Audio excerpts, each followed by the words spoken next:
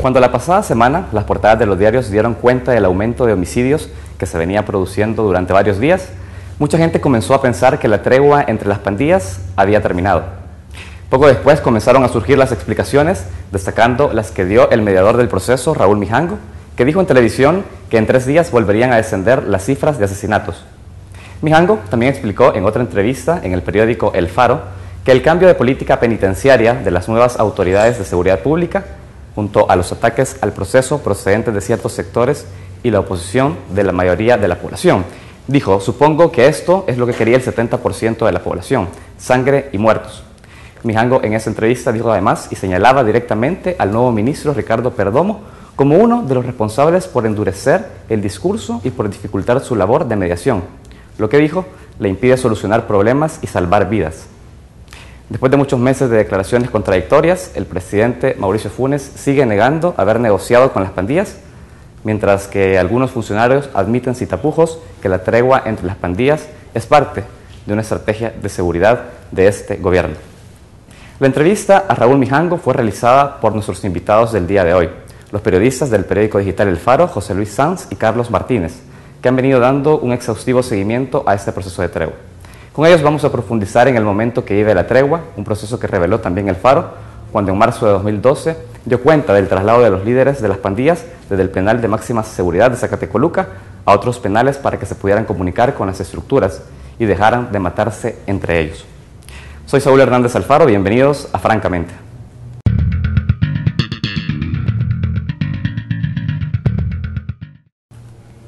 Bienvenidos a Francamente, hoy es miércoles 10 de julio de 2013, les agradecemos iniciar el día con este espacio de entrevista. Los saludamos también a aquellos que nos ven a través de internet en www.tvx.com.sb y les recordamos que pueden participar de la entrevista a través de las redes sociales en Facebook en francamente.tvx y en Twitter en @francamentetvx. Esta mañana tenemos a 2 periodistas que hacen investigación en materia de seguridad. Hablamos esta mañana con José Luis Sanz y Carlos Martínez. Queremos entender qué es lo que ha sucedido en los últimos días con el repunte de homicidios, entender a qué punto se encuentra la tregua entre pandillas y otros elementos que seguramente con estos 2 periodistas podemos encontrar. Ellos son periodistas del periódico digital El Faro.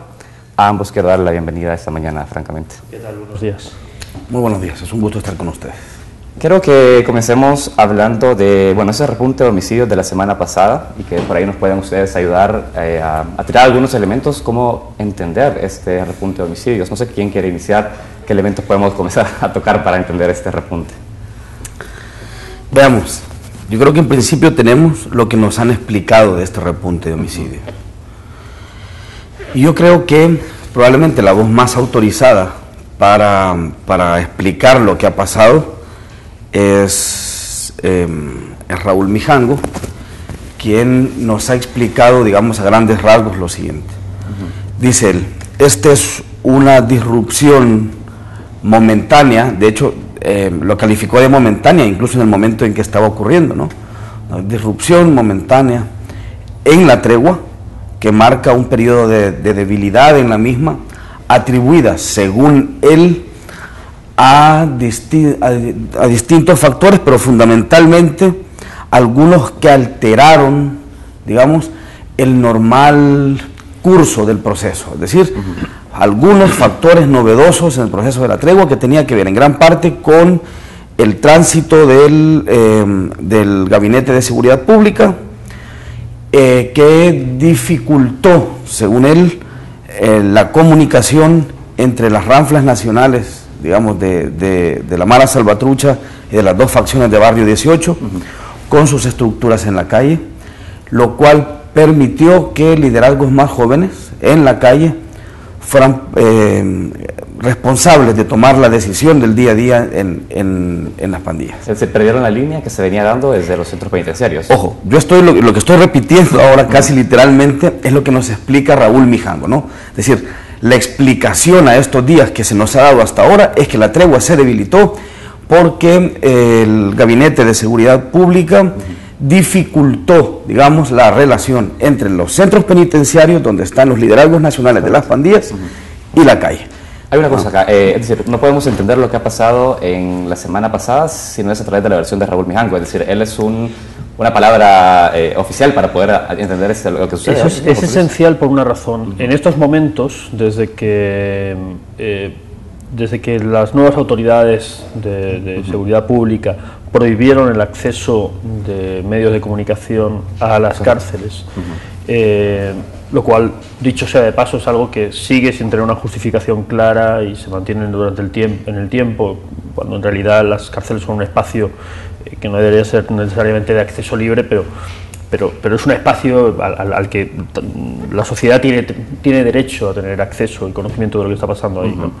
Pero desde que esto sucedió, no tenemos acceso directo como sociedad y como periodistas a la versión de boca de los líderes de las pandillas, así que efectivamente lo más cercano que tenemos a qué están queriendo decir y expresar verbalmente las pandillas es a través de Raúl Mijango. Y no olvidemos una cosa, y es que por duro que sea aceptarlo, quienes administran realmente este proceso, quienes sueltan o contraen las cifras de homicidios, quienes tienen una posición, no la única, pero la posición principal de poder en este proceso, evidentemente son los líderes de las pandillas, ¿no?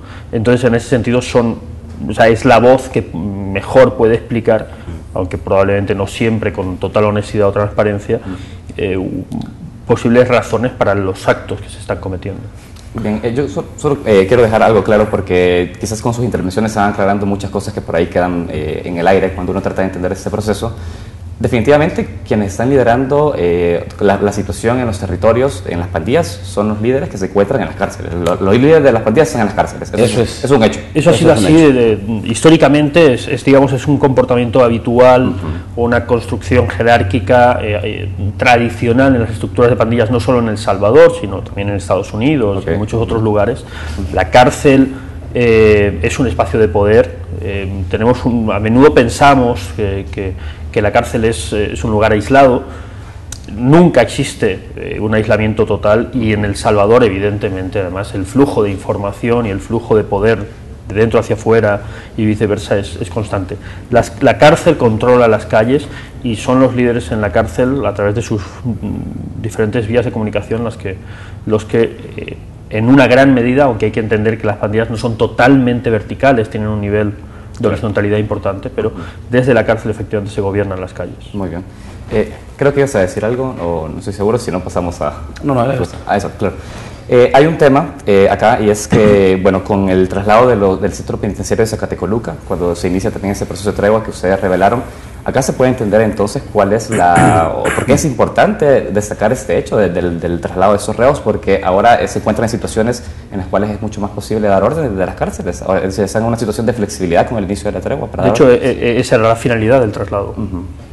Sí, bueno, en teoría, los liderazgos que fueron trasladados de Zacatecoluca hacia Ciudad Barrios, que es Altepeque o Cojutepeque, no se hicieron líderes con el traslado, es decir, eran líderes de las pandillas sin posibilidad, digamos, de gobernar en lo práctico, en el día a día a las pandillas, y el traslado lo que les posibilitó es dar un seguimiento cotidiano al quehacer de estas estructuras.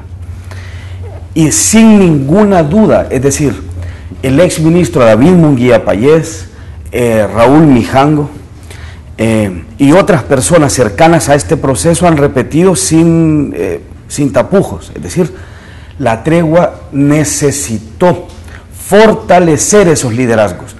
Si tú debilitas, y eso es lo que nos han explicado, si debilitas a esos liderazgos, la tregua se tambalea, y la tregua depende básicamente de que estos liderazgos sean sólidos, visibles por cada uno de los miembros de la estructura, es decir, visibles desde cualquier ángulo de la estructura de la pandilla, reconocibles como líderes y con posibilidades permanentes de girar órdenes.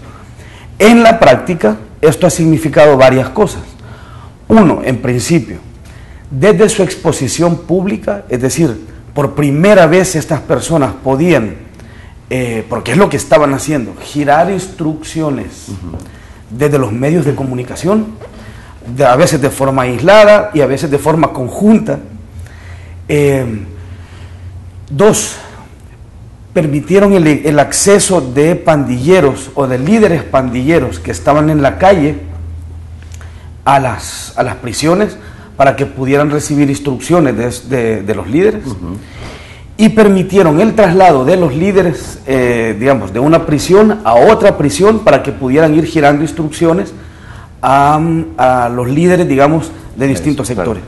Entonces, sin ninguna duda, la tregua ha significado el fortalecimiento. Esto es un hecho, más allá de bien o mal, lo que no estoy calificando esto, lo que estoy diciendo es, esto ha necesitado que las pandillas consoliden una estructura más jerárquica que la que tenían anteriormente, y la consolidación de lo que conocen como las ranflas nacionales de las tres facciones en conflicto. De hecho, es la gran contradicción de este proceso, por lo menos, que sigue sin resolverse, porque no se ve una línea estratégica para superar eso. Y es, históricamente se ha dicho que el objetivo del Estado, de los sucesivos gobiernos, era desestructurar la pandilla. Desde el momento en el que el gobierno optó, y eso es evidente, como decía Carlos, eso es un hecho, el gobierno optó por facilitar un tipo de liderazgo en las pandillas. Gente de más edad, gente con la que había establecido un diálogo a través de los mediadores y que transmitió al gobierno la idea de que por edad, por experiencia, tal vez por cansancio, era un liderazgo que pretendía bajar el nivel de violencia, etcétera. El gobierno facilitó que ese liderazgo se consolidara frente a otros posibles liderazgos en la pandilla. Es decir, el gobierno optó por un liderazgo. De fondo, lo que quiero decir es, en estos momentos y desde entonces, el funcionamiento de esa estrategia gubernamental depende de que funcione la estructura de la pandilla. Si la estructura de la pandilla no funciona, que yo no necesariamente digo que eso es lo que pasó la semana pasada, esa es la versión de Raúl Mijango, si la estructura de la pandilla no funciona, en estos momentos la tregua se tambalea y los homicidios suben. Es decir, entonces llegamos a la conclusión de que ese gobierno, en dado caso, rompió con la lógica que venían los gobiernos anteriores de desarticular la estructura de la pandilla, y más bien lo que ha venido a hacer es fortalecerla. Veamos. Decir que los gobiernos anteriores habían intentado atentar contra la estructura de las pandillas, yo creo que es conceder mucho, ¿verdad? Es decir, los gobiernos anteriores habían tenido algunos aciertos, digamos, dentro de todo el despropósito que significaron las manos duras, dentro de todo el sinsentido de esta serie de acciones que no consiguen ser una política pública, consiguieron dos cosas. Las grandes capturas masivas que hacían consiguieron que no encarcelara a una gran cantidad de pandilleros, aunque también, ¿no? Porque la mayoría salen libres o salían libres luego de estas grandes redadas, o que no resolver una gran cantidad de casos, que eso no ocurrió. Lo que sí consiguieron es fichar pandilleros, y producto de las manos duras, si algo bueno dejó las manos duras, probablemente lo único, es que dejó a la policía con un enorme fichero, con una enorme cantidad de retratos de pandilleros y una ficha, es decir, su nombre, su taca, que es su apodo pandillero, la estructura a la que pertenece, la clica a la que pertenecía y su papel, digamos, adentro de la estructura. En este sentido, al parecer, sí habían conseguido identificar con bastante tino aquellos personajes con mayor influencia dentro de las pandillas. Yo todavía tengo dudas como reportero si ese hecho no terminó de convertir a algunas personas que no eran necesariamente líderes nacionales en líderes nacionales, como es el caso, por ejemplo, que ocurre con Carlos Ernesto Mojica Lechuga en algún momento de su historia, que es los medios de comunicación repitieron, probablemente repetimos, tanto que Viejolín era líder de una estructura que terminó convirtiéndose en esto. Ahora, ciertamente habían conseguido mantener en Zacatecoluca a los líderes de la pandilla. Si eso es desestructurar la pandilla, pues sí, pero lo que nos quedó claro es que estas personas seguían siendo efectivamente los líderes de la pandilla, de manera que desestructurados no estaban, ¿no? Siempre las pandillas han conseguido adaptarse y mutar para responder a las políticas públicas. Entonces, lo que había conseguido los gobiernos anteriores es, en todo caso, generar una, digamos, una lógica de trabajo con las pandillas en una sola dirección, que básicamente se podría resumir así: entre más agarremos, mejor. Claro, a nivel de política es efectivo, digamos, a opinión pública, el hecho de querer, de ver, televisar la captura de delincuentes, ¿no? Como mensaje, lo que pasa es que lo que es evidente es que los resultados, en cuanto a resultados en la calle, ¿no? En cuanto a cifras de homicidios, etcétera, nunca fueron buenos. Y lo que me parece que normalmente no se ve, pero que es más grave incluso, y de nuevo es el dilema que este proceso de negociación entre el gobierno y las pandillas, o de la tregua, tampoco consigue del todo solventar, es que la estructura de las pandillas sigue evolucionando, sigue mutando, y hasta el momento se ha venido fortaleciendo, porque a pesar de que los líderes estuvieran en una cárcel de máxima seguridad, el número de pandilleros seguía creciendo, la lógica de adaptación y la competencia interna seguía evolucionando. Lo que quiero decir es que la pandilla se adaptan, ¿no? Entonces la idea de estoy desestructurando o no estoy desestructurando en realidad es un poco simplista. Lo que es evidente es que en estos momentos el gobierno optó porque las pandillas pudieran unificar mandos, porque eso es imprescindible para que se pueda cumplir una única línea. Excelente. En esa dinámica de adaptabilidad de las pandillas respecto a la tregua, la pandilla finalmente como estructura se logró adaptar al proceso de la tregua, es decir, hoy en día no existen liderazgos a nivel territorial que disputan ese liderazgo en las cárceles. Nunca ha existido, es decir, la lógica, para resumirlo, es esta: la cárcel es una estructura de poder, como lo es en Los Ángeles, digamos, donde Mara Salvatrucha, Barrio 18 y otras 700 pandillas latinas son amedrentadas, de hecho son extorsionadas por una pandilla carcelaria, que es la mafia mexicana. Bajo esa misma lógica se opera en el territorio salvadoreño, que es: obedece las instrucciones, porque tarde o temprano tú vendrás aquí y pagarás las consecuencias, buenas o malas, de haber seguido la línea, ¿no? Vendrás en buena lid a la cárcel y obtendrás, digamos, reconocimiento, estatus y o has desobedecido y obtendrás otra cosa. ¿No? Vamos. Perfecto. En ese sentido es indisputable en la práctica el liderazgo. Ahora, si lo que estás preguntando es si en la calle algunos líderes territoriales adversan la tregua, eso sí ocurre. Eso sí que ha ocurrido, con mayor o con menor éxito y con mejores o peores consecuencias. Es decir, la pandilla, para mantener la tregua, ha tenido que matar. Pero adversar la tregua no es disputar ese liderazgo en las cárceles. No. No es desafiarlo en términos de tratar de sustituirlo. Es decir, vuelvo a lo que decía antes, la horizontalidad, la tendencia a la horizontalidad de las pandillas es una realidad, incluso en El Salvador, donde probablemente son más jerárquicas que en Guatemala o que en Honduras y que en Estados Unidos.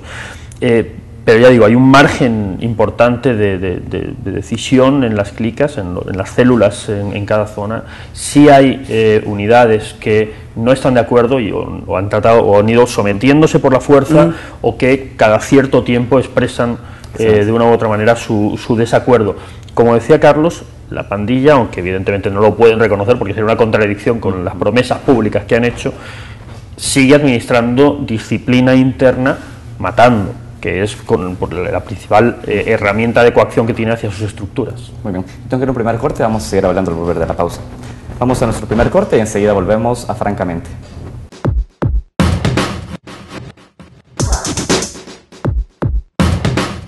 Bueno, tratando de entender también la dinámica al interior de las pandillas, yo quiero pasarme a seguir hablando del tema de la semana pasada, y es que se decía que, bueno, según la versión de Mijango, eso responde también al nuevo cambio de estructura de seguridad pública. ¿Podría ser eso como una medida de fuerza que ha tomado las pandillas, el hecho de aumentar los homicidios la semana pasada? Mira, nosotros tenemos la suerte de que trabajamos con preguntas, ¿no? Y yo creo que en esto, al no tener certezas o al no poder tener asideros fácticos que nos ayuden a responder esto, yo creo que lo que mejor sabríamos hacer es aportar preguntas a esto. Pero del análisis que ustedes hacen, digamos, ¿no podrían entenderlo también si eso responde a una estrategia de fuerza de ellos? Sí. Ahora, por ejemplo, yo me planteo esto.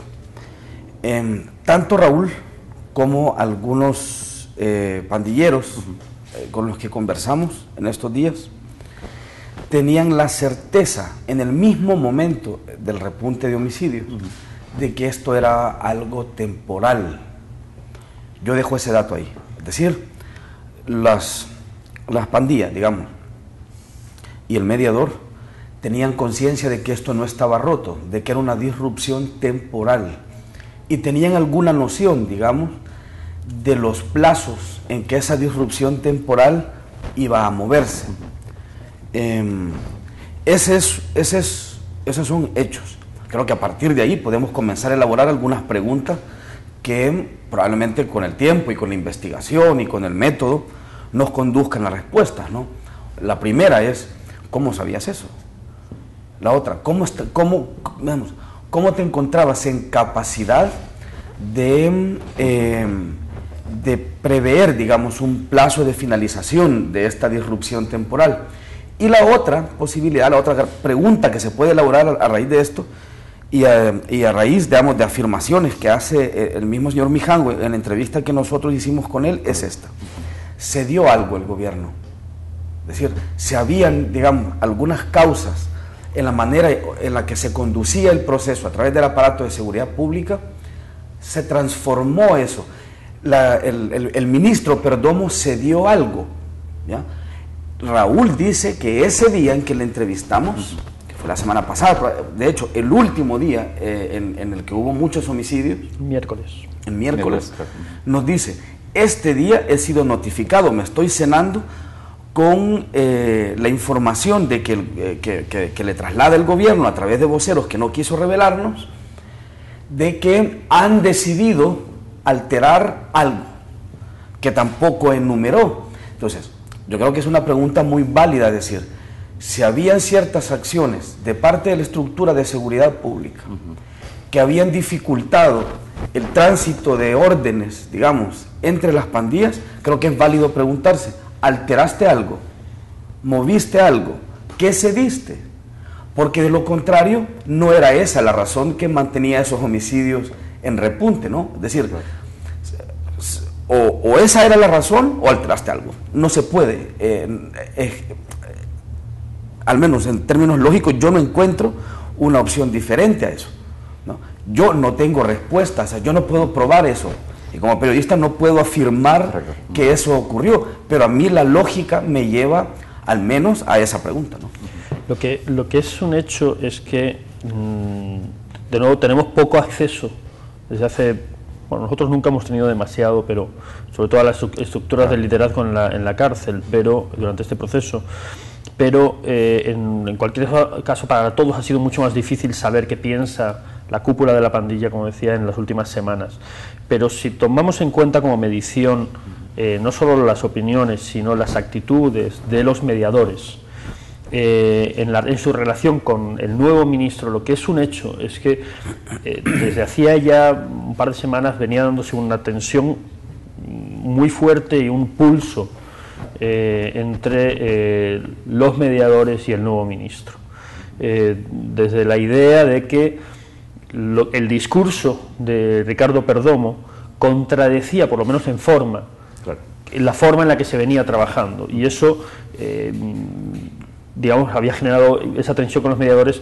Cabe pensar que es posible que también, a no ser que Perdomo esté teniendo alguna otra línea, una línea alterna de comunicación con las pandillas, que hasta donde sabemos no es así, con la cúpula de las pandillas, cabe pensar que la sensación de que Perdomo, a pesar de que repetía que el proceso seguía, que la tregua debía seguir, etcétera, y que no había cambiado nada, la sensación de que Perdomo en realidad estaba reseteando el proceso, tratando de alterar no solo las pautas de funcionamiento, sino los principios básicos de diálogo con las pandillas, porque de nuevo no olvidemos que todo es más difícil de entender si olvidamos que esto es una negociación, un diálogo entre gobierno y pandillas.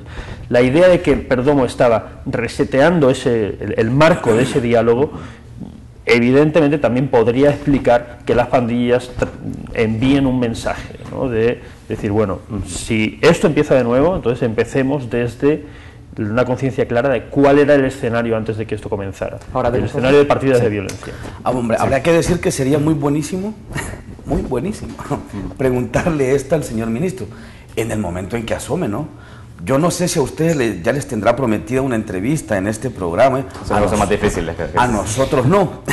El asunto es que yo no he visto al ministro Perdomo explicarnos nada. Claramente. Es decir, al titular de Seguridad Pública, yo no lo he visto asomar el cacho durante estos días. Es decir, no, miren, lo que ha pasado es esto. O pregúntenme si tienen alguna duda. O les prometo esto. Sí. De nuevo nos han explicado, y a mí me parece una explicación muy simpática, ¿verdad? Por decirlo de alguna manera, de nuevo que los homicidios, que este repunte bajó. Nos dijo el señor presidente la otra vez, en su programa, desde luego, no en una entrevista ni en conferencia de prensa, gracias a la operatividad policial, que es lo mismo que nos habían simpáticamente explicado cuando inició la tregua, ¿verdad? No, esto no tiene que ver con una negociación con las pandillas, es operatividad policial. Okay. Miren, acá hay una cosa, porque se dice, bueno, en forma por lo menos el discurso de Perdomo ha distanciado del de Munguía Payés. En definitiva, eso no podría estar evidenciando que no es tanto más bien una estrategia de gobierno, sino más bien, no sé, personalizada en Payés. Qué gran pregunta. También a nosotros nos encantaría tener una respuesta y poder interpelar en un diálogo al presidente, a Munguía Payés y a Perdomo sobre esto, porque en realidad estamos en una situación un poco absurda.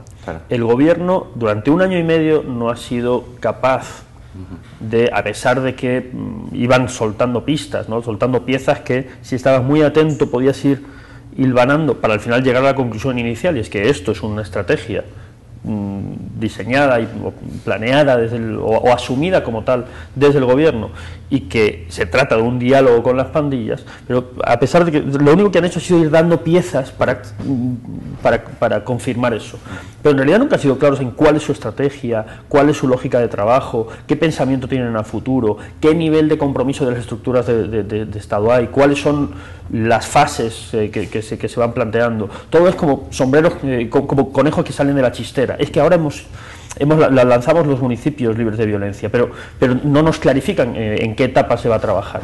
A todas las dudas con respecto a cuál es realmente la estrategia del gobierno, dudas acumuladas durante 1 año y medio, ahora se suma la duda de no sabemos cuál era la estrategia, pero ahora no sabemos si la han cambiado. O sea, no es que no sepamos cuál es la nueva, es que no sabíamos claramente cuál era la anterior, si es que la había, y ahora tenemos la duda efectivamente añadida de si lo que ocurre es que hay o no un cambio en esa estrategia. Entonces, en realidad esto es...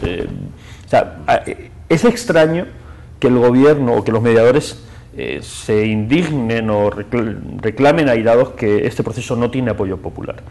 Con el dolor sobre el que parte, ¿no?, cualquier discusión sobre las pandillas, el dolor de la mayoría de la población de El Salvador, ¿no? La cantidad de muertos, la cantidad de sangre que se ha vertido, es imposible pedirle a la gente que apoye algo que no se entiende. Y en estos momentos, ya no, insisto, lo que no se entiende tampoco, y no tienen el coraje y la responsabilidad de explicar a la población, es cuál era, insisto, la estrategia hasta el momento y si está o no cambiando. Porque una de las dudas en estos momentos, como tú decías, es: ¿el presidente está impulsando un cambio de discurso? ¿Es Ricardo Perdomo quien lo está impulsando? ¿Y cuál es el papel ahora mismo de David Munguía Payés, que no ha salido totalmente del gobierno, porque en teoría es asesor de seguridad del presidente, con lo cual la idea de que haya un cambio radical de rumbo tampoco queda del todo clara, ¿no? Hay otra cuestión que el presidente arrojó en el programa del sábado, tiró y dijo que Mijanco le había revelado en esa reunión de que uno de los candidatos, René Portillo Cuadra, se había acercado a la familia de Mijanco a decirle que en realidad la postura de Arena era contra la tregua, era más bien una fachada, y que de fondo sí estaba la intención de apoyar ese proceso. De fondo no está también esa reacción por parte de los pandilleros del discurso que se da en la campaña electoral, de no tener una posición clara si se apoya o no la tregua. Yo no creo que en esta ocasión haya tenido que ver con eso. Yo lo único que puedo, como periodista, pero como salvadoreño, pues, es lamentar la profunda insensibilidad con la que se trata un proceso que va, en definitiva, sobre la vida y la muerte, ¿verdad?, de salvadoreños. Yo no sé si el presidente, como dice el candidato a la vicepresidencia de Arena, se inventó esa reunión entre él y los familiares de Mijango. Lo que yo sí sé es que esto me parece a mí, hombre, siempre es difícil decirlo en televisión como tan complicado, me parece un diálogo bajero, una discusión bajera, maluca, más bien irresponsable. Es decir, ya desde que la tregua entró al proceso electoral, que yo tenía la esperanza de que nuestros políticos, caracterizados por su sensatez, ¿no?, entraran a un proceso de despeje, donde acordaran, mira, no nos tiremos piedra en este espacio, para no atarnos las manos, para que nuestras palabras no nos amarren cuando alguno de nosotros llegue a la presidencia. Bueno, eso no ocurrió. Que fue supuestamente la intención que tenía el presidente cuando reúne a los candidatos presidenciales en casa. Correcto, que es, hombre, creemos un espacio de despeje. Eso ya no ocurrió, pero me parece que incluso ahora que esto ya es pasto de la campaña electoral, esta serie de dramas novelescos, de es que fuiste a visitar a mi familia, o no, yo no conozco a tu familia. Mira, a mí esto me parece súper irresponsable e, insisto, muy insensible cuando estás negociando con un proceso que a gran parte de nuestra población le significa esto: ¿te morís o no te morís?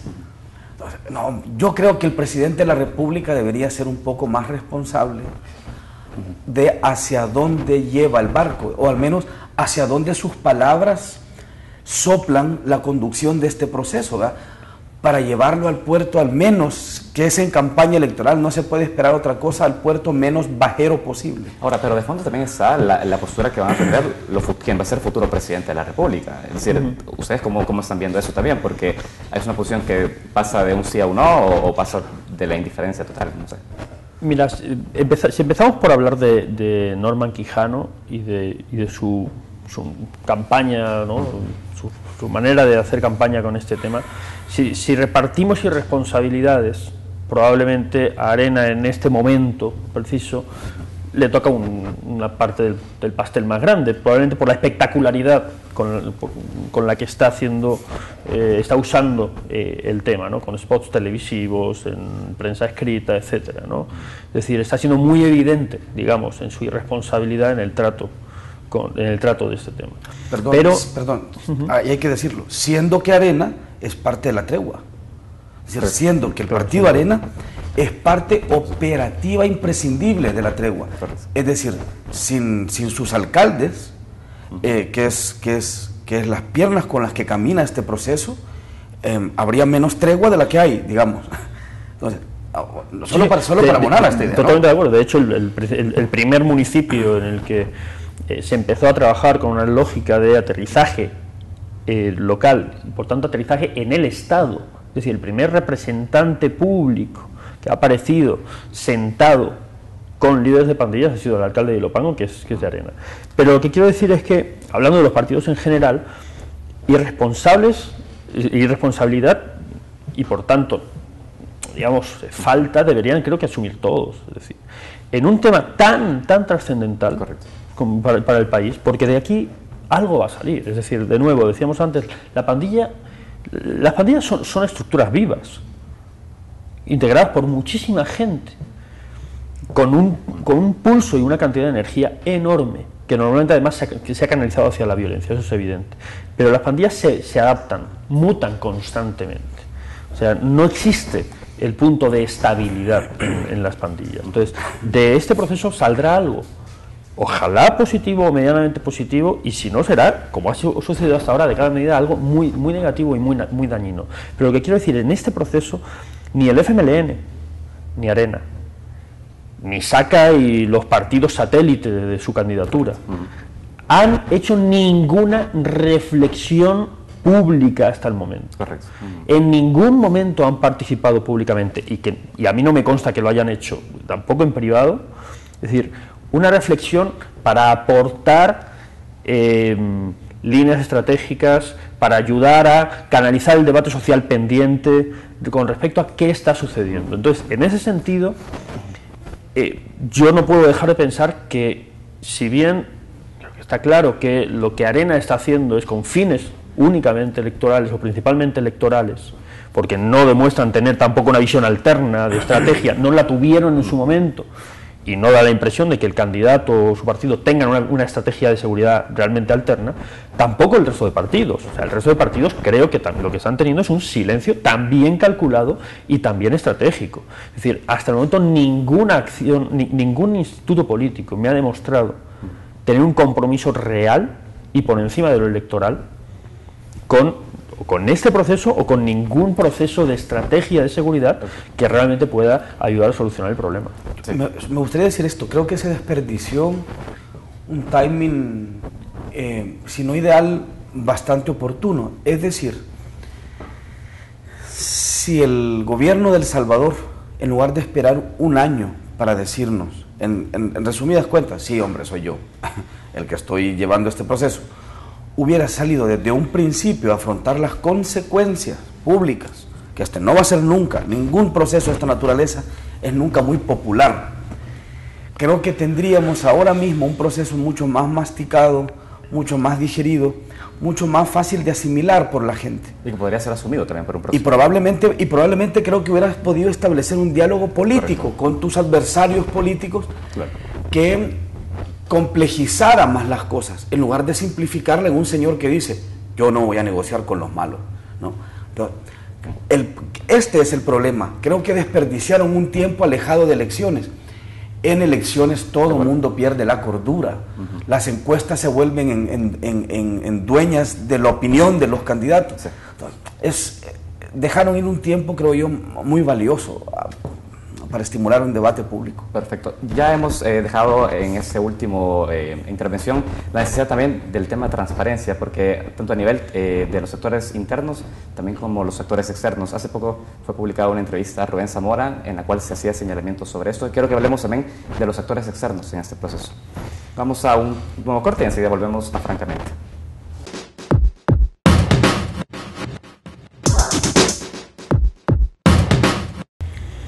Continuamos en Francamente. Quiero que hablemos sobre el papel que juega Estados Unidos. Cuando les hablaba de actores externos me refería a Estados Unidos.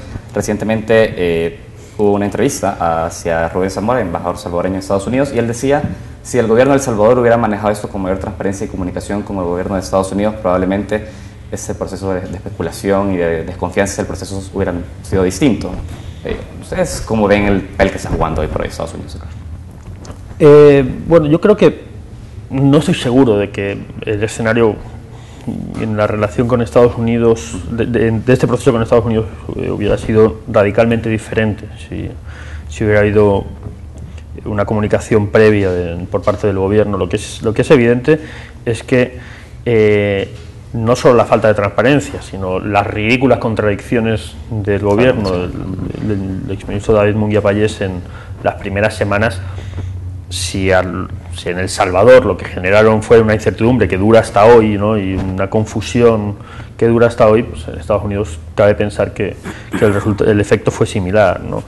En una cultura además que es como la estadounidense, que es muchísimo menos tolerante con la mentira de lo que somos en El Salvador políticamente, ¿no? Parece que a todo el mundo le perdonamos que mienta. El ministro admite que mintió porque no tenía otra versión que dar, pero bueno, no pasa nada, sigue siendo ministro durante 8 meses. Lo que quiero decir es, Estados Unidos al fin y al cabo parte de unas premisas que le dificultan mucho apoyar un proceso como este. Uno, sus discursos públicos históricamente de no negociar con grupos armados, etcétera, y dos, el hecho de que creo que tiene una noción, en eso sí estoy de acuerdo con Rubén Zamora, una noción de qué son las pandillas centroamericanas, de la que no estoy seguro todavía, o sea, que no estoy seguro todavía de que se ajuste del todo a la realidad. Creo que dan una importancia a la transnacionalidad, a los vínculos entre unos países y otros, y al hecho de que haya ciertos negocios que atraviesan fronteras, y a los vínculos que hay entre las pandillas en Estados Unidos y en El Salvador, que magnifican el efecto real de las pandillas en negocios transnacionales, y eso les preocupa mucho más. Creo que miden a las pandillas con respecto al efecto que tienen en ciertas comunidades de Estados Unidos. Y eso creo que hace que las califiquen como enemigos públicos o como grupos criminales transnacionales con un nivel de alarma que creo que no se corresponde al real. Pero es que además, al fin y al cabo, a ellos una negociación de este tipo no les afecta, creo, sustancialmente. Entonces me parece que es normal que tengan una fuerte oposición. Hace unas semanas atrás tuvimos acá al padre Toño y nos decía Estados Unidos es un factor de desestabilización para la tregua y quiere boicotear el proceso. ¿Usted cree que de fondo existe esa intención? Yo no creo que Estados Unidos tenga... Creo que este proceso ya es suficientemente complicado como para echarle la culpa a Estados Unidos de sus dificultades. Creo que hasta donde nosotros conocemos el funcionamiento de las pandillas y las lógicas de toma de decisiones es eminentemente nacional.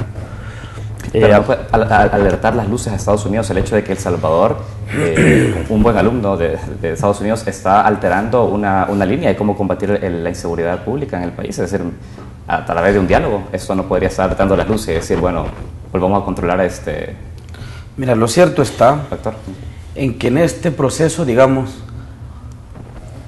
lo que se dice facilitador no ha sido Estados Unidos, digamos. Claro. No ha estado en la lógica de facilitar este proceso. Sí. Ahora, yo más bien creo que la presencia de Estados Unidos es simplemente una presencia poderosa que obliga a los gobernantes y a los nuestros incluidos a estar permanentemente observando su gesto facial, ¿no? Es decir, hombre, hizo una cara, está muy serio, no me río el chiste, no.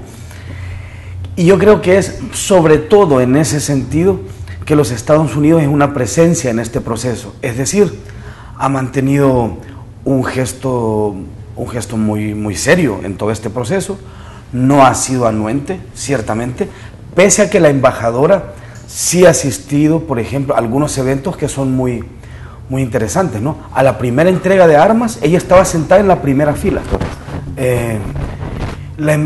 AID, digamos, aunque Estados Unidos no está financiando, vamos, la tregua, sobre todo porque la tregua no se puede financiar en términos estrictos, AID tiene algunos proyectos, algunos que ya existían previamente, hay que decirlos, que podrían entenderse como insertados, digamos, en el marco de este proceso.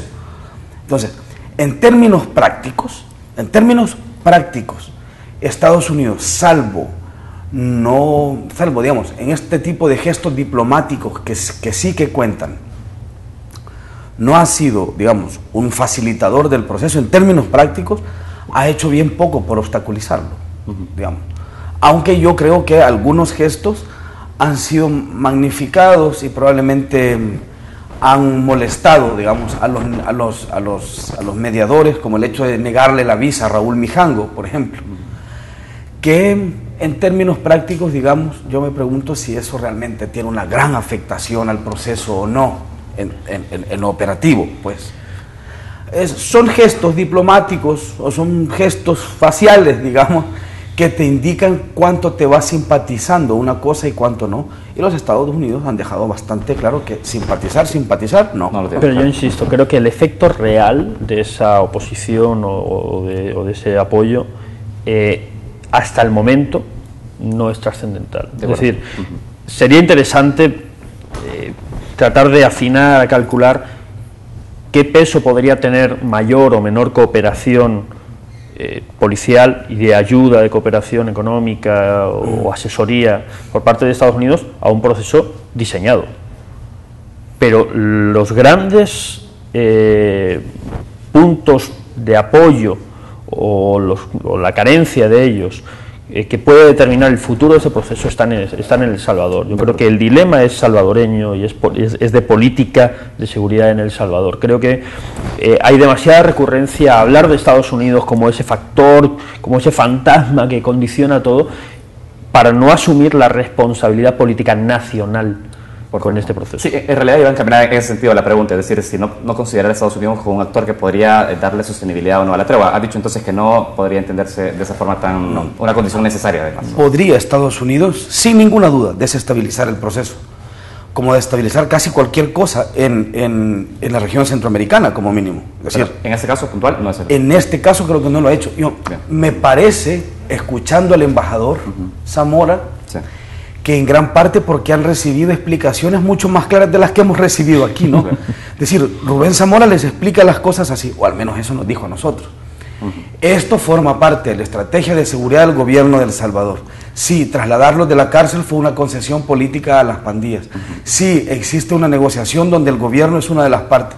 Hombre, a nosotros nunca nos han explicado eso. Además, dijo en esa entrevista que la tregua es una oportunidad. Si comparamos esto con el proceso de paz, la tregua es el diálogo de La Palma, dijo. Es decir, daba a entender de que era el inicio de una gran estrategia la que se para finalizar el problema. De nuevo volvemos a los grandes dilemas que las autoridades no han querido encarar con respecto a lo que es o lo que no es este proceso, lo que puede llegar a ser. Lo que es evidente es que es una alteración radical del escenario que teníamos antes. Que nadie dice que este sea bueno, pero el que teníamos justo antes de este proceso era horrible. O sea, yo no estoy diciendo que hubiera o no que emprender este camino, pero lo cierto es que una vez el gobierno decide establecer un diálogo con las pandillas, creo que los responsables en hacer un análisis lo más depurado posible de qué oportunidades se abren o qué permite este nuevo escenario, ¿no? Y cómo aprovecharlo, cómo mitigar los riesgos, cómo corregir lo necesario, pero trabajando sobre el escenario real, sobre el actual, porque de nuevo, quien dice es que hay que terminar con la tregua, espero que tenga calculado cuál es el escenario siguiente, porque desde luego el que no va a volver es el anterior, de nuevo, si es que alguien lo desea, que yo desde luego tampoco lo deseo. Pero vuelvo a lo que decía, creo que el punto es que si no se diseña una estrategia por partes claramente transparentada, cualquier debate que tengamos no tiene mucho sentido. ¿Cómo están viendo el papel del fiscal general de la República en ese contexto? Eso es muy interesante también, porque de nuevo no hemos tenido la suerte de poder conversar con él directamente. Me parece que el fiscal general ha sido demasiado reactivo en algunas cosas. Creo que para el nivel de tono que ha acusado muy poco. Es decir, claro, un fiscal no acusa en la tele, o no debería hacerlo, debería acusar en la fiscalía, porque él trabaja de acusar gente, ¿no? Entonces, me parece que el fiscal general ha hecho una gran cantidad de señalamientos a este proceso que no se han traducido en institucionalidad. Entonces, me parece de nuevo que es otro actor haciendo jugadas políticas, que no jugadas legales, pues, porque no existe, que yo sepa, procesos abiertos o investigaciones en curso de las que yo haya tenido noticia emprendidas por el fiscal general. Entonces, me cuesta comprender, digamos, desde la Fiscalía General de la República, una oposición tan abierta y tan política. Lo digo política porque es una oposición mediática y de redes sociales exclusivamente, ¿no? Porque ciertamente no es una oposición institucional. Al menos yo no veo a la Fiscalía procesando las acusaciones del fiscal. Entonces, me cuesta comprenderlo porque yo creo que es una postura calculadamente política, ¿no? Y nada más. Muy bien. Yo les preguntaba esto porque quiero saber en qué medida también el hecho de que el fiscal no se involucre de lleno con el proceso de tregua, eso no le da también sostenibilidad o no sostenibilidad a ese proceso. ¿Qué es involucrarse de lleno? Claro, y además, ¿cómo un fiscal podría involucrarse de lleno a esto? Para mí, que un fiscal haga su trabajo, eso es. Es decir, involucrarse en un proceso de esta naturaleza creo que significa para cada uno de los actores por lo menos hacer su trabajo. Ponerse del lado de querer aprobarla, no decir lo que mencionabas. A nivel de opinión pública, él ha dicho, estoy en contra de ese proceso. A mí lo que me preocupa al fin y al cabo es que, vamos a ver, ¿y qué nos importa la opinión del fiscal? La opinión, ¿no es importante? Yo creo que no es importante en términos públicos, en términos de expresión pública, de nuevo, o sea... Porque él no vota, digamos, claro, en una asamblea. Lo importante al fin y al cabo... Una decisión política. Lo importante, ya, pero vamos a ver, de nuevo... Teoría jurídica. Efectivamente, o sea, su papel es de investigación. La Fiscalía es una parte esencial, probablemente la parte medular, ¿no? La gran articulación del sistema de justicia. Lo que opine o no opine, en teoría, no tendría que afectar su trabajo. Correcto. O sea, tendría que tener una visión estratégica, porque su tarea es una muy específica. Es decir, al fin y al cabo el gobierno central tiene múltiples funciones y tiene que ver cómo las articula, cómo las compensa unas con otras. Tiene una labor de prevención, de reinserción, de combate del delito. Es decir, la lógica estratégica del gobierno puede ser más amplia. La de la Fiscalía no. Es decir, la de la Fiscalía, a mí, del fiscal, lo que me interesa son sus acciones concretas y que tenga una visión estratégica. Y si nos la comparte y nos la explica, perfecto, pero no creo que se resuma en estoy a favor o en contra de la tregua, que es al fin y al cabo algo, volvemos a repetir, tremendamente difuso. ¿Qué significa estar en contra o a favor de la tregua en realidad? O sea, más allá de una pose, que insisto, es la que toma muchísima gente en público. Una pose de estoy a favor o en contra. Pero nadie dice qué significa eso. Del fiscal me interesa cuál es su lógica de trabajo, de ataque a estructuras criminales. Y las pandillas lo son. ¿Y qué balance hacen ustedes de eso? ¿Perdón? ¿Qué balance hacen de eso ustedes?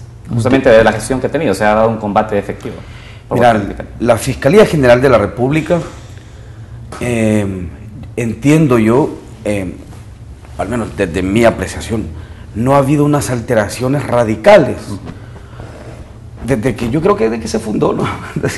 O al menos yo no he visto, al menos en esta nueva administración, salvo una postura política y mediática claramente definida del señor fiscal, no he visto yo giros espectaculares, digamos, en el accionar de la Fiscalía. Por ejemplo, viene el señor fiscal y acusa al exministro, dice: el exministro dejó de hacer su trabajo y más bien entorpeció la labor de captura de ciertos criminales, pandilleros en Soyapango. O sea, lo está acusando de haber cometido un delito que no tiene, al menos hasta donde yo sé, curso legal. Entonces, un poco lo que decía José Luis, el fiscal se ha preocupado por posicionarse, no por posicionar a la Fiscalía General de la República, por posicionarse él en este espectro de una manera muy clara. Pero eso significa un giro técnico en la Fiscalía General de la República. Yo no sé si tú lo percibes, yo no. Entonces, en términos prácticos, ¿qué ha significado esto? Una batalla mediática, ¿no? Sin resultado. La estrategia de trabajo de la Fiscalía con el nuevo fiscal, en términos de combate a las pandillas específicamente, hasta el momento no arroja pistas claras de que haya un cambio, de que haya mayor o menor eficacia. De nuevo, no, es que porque parte de la trampa es esa, no en meter a pandilleros en la cárcel, porque si pensamos que el objetivo de nuestra estrategia de seguridad es meter pandilleros en la cárcel, es una cosa. Yo creo que es un objetivo muy corto y un objetivo muy simple, muy simplista e irresponsable, porque eso no cambia la realidad del fenómeno o el rumbo del problema. Yo lo que esperaría de este fiscal es una visión mucho más estratégica de cuáles son las acciones clave para conseguir el objetivo final, que es que evidentemente las pandillas tengan menos impacto criminal en el país. Y en eso yo todavía no tengo pistas suficientes. Perfecto. Yo tengo que ir cerrando la entrevista, pero hay un tema importante. ¿Ustedes sí consideran de que la tregua tiene un periodo de caducidad? Ustedes han venido trabajando con el proceso, han conocido a los actores internos en eso, las pandillas, funcionarios. ¿Lo ven? ¿Creen que tiene un periodo de caducidad la tregua? Mira, hombre, jugar a los vaticinios desde nuestro trabajo siempre es un poco complicado. Lo que hay que decir es, por razón lógica, es que una tregua, por definición, debe tener un periodo de caducidad. Es decir, por definición de diccionario, debe tener un periodo de caducidad. Si no transita a otra cosa, es decir, este estadio de cosas es por naturaleza, es finito. Ahora, ¿qué quiero decir? No quiero decir que termine el escenario en el que se está negociando con estas organizaciones criminales. Lo que digo es que idealmente debería transitar a otra cosa mejor, ¿no?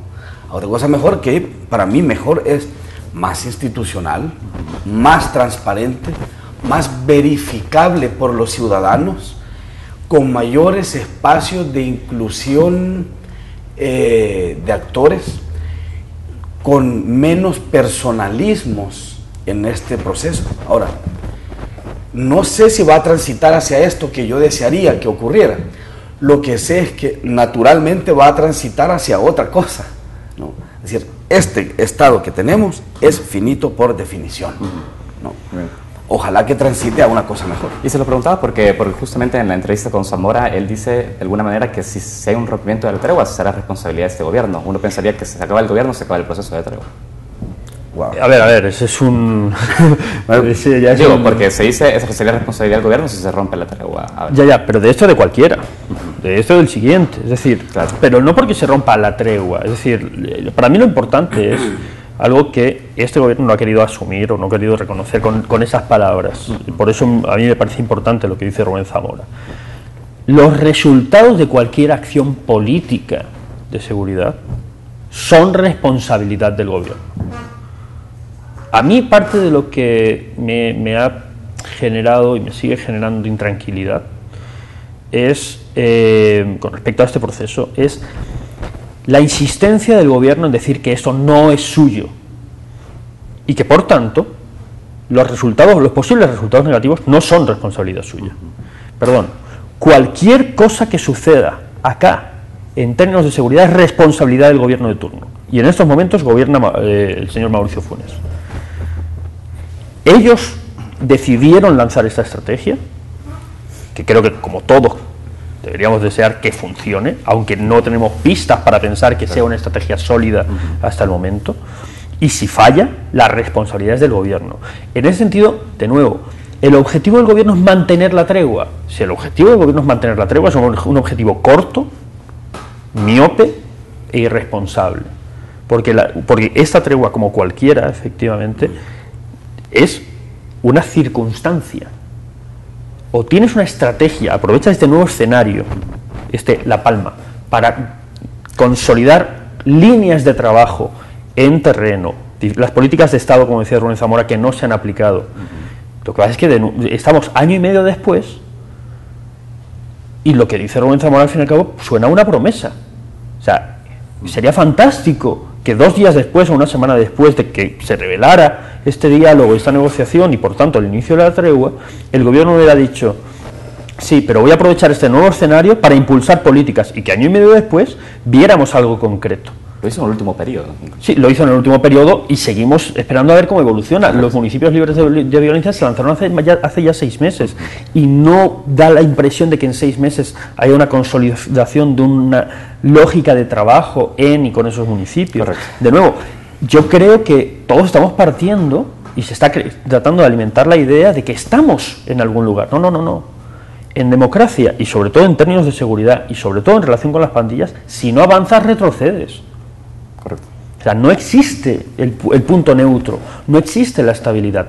Todo lo que no se haga ahora, igual que todo lo que no se hizo durante los 20 años que siguieron a los acuerdos de paz, tuvieron un efecto. Lo que no se hizo, no solo las acciones, las omisiones, todo lo que no se haya hecho en este año y medio y lo que no se haga ahora va a tener consecuencias. Ese es en realidad el gran dilema. Muy bien. ¿Ibas a mencionar algo? No.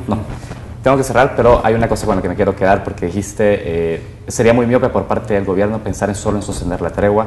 Si retomaste esto que decía Rubén Zamora sobre lo de La Palma. ¿Sí creen entonces que es una oportunidad para poder comenzar a hablar de una política integral en materia de seguridad pública, la tregua? Por favor, yo creo que, ¿sí?, que para que a los ciudadanos, digamos, que al televidente que mira esto, yo creo que lo importante es hacerle ver algunas cosas, creo que hay que complejizar el razonamiento de esto, preguntarte, ¿la tregua es buena o mala? Creo que es una simplificación terrible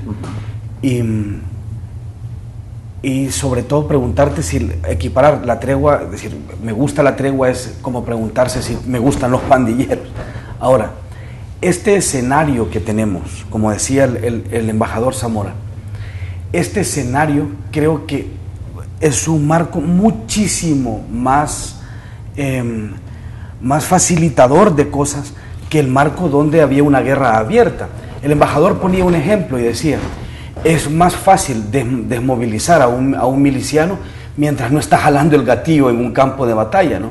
Entonces, yo no creo que la tregua sea un punto de llegada, de ninguna manera. La tregua es un excelente punto de partida Yo creo que una oportunidad, y esto es duro decirlo, pero una oportunidad que si la dejamos ir va a ser en extremo difícil recuperar un escenario favorable como este para, partiendo de él, no llegando a él, partiendo de él, crear políticas públicas y crear un debate como país. Pues. Excelente. Yo decía, la tregua genera un montón de riesgos. Sí. Y hay que estar muy atentos a esos riesgos porque, insisto, son estructuras que están muy organizadas, que tienen muchísimo poder, un poder real que vimos la semana pasada, pero que venimos viendo desde hace años y que no ha cambiado. De nuevo, la tregua no ha afectado al poder de las pandillas, pero sí nos ha permitido, y creo que este diálogo es una realidad, nos ha permitido mirar más claramente y aceptar discursos y discusiones más complejas. Por eso me parece irresponsable y me insulta y me preocupa y me alarma el que en campaña electoral volvamos a la simplificación máxima. O sea, si alguna semilla positiva queda de este año y medio, es que se han tenido discusiones más complejas. Se ha vuelto a hablar de reinserción, se habla de prevención de una manera más compleja, se ha conocido más de la compleja estructura interna de las pandillas. Esos son pasos hacia adelante para poder discutir soluciones. Y me preocupa que podamos volver atrás. Gracias a ambos por acompañarnos esta mañana. Seguiremos muy pendientes del trabajo que realizan desde el Faro y bueno, estaremos siempre en sintonía. Muchas gracias. Muchas gracias, ha sido un gusto. Gracias. Gracias a ustedes también que nos acompañaron durante esta mañana. Les recordamos que el reprise de esta entrevista viene a las 11 de la noche y también viene subida en nuestro canal de YouTube. Los invitamos a seguir pendientes de la programación de TVX. Muchas gracias.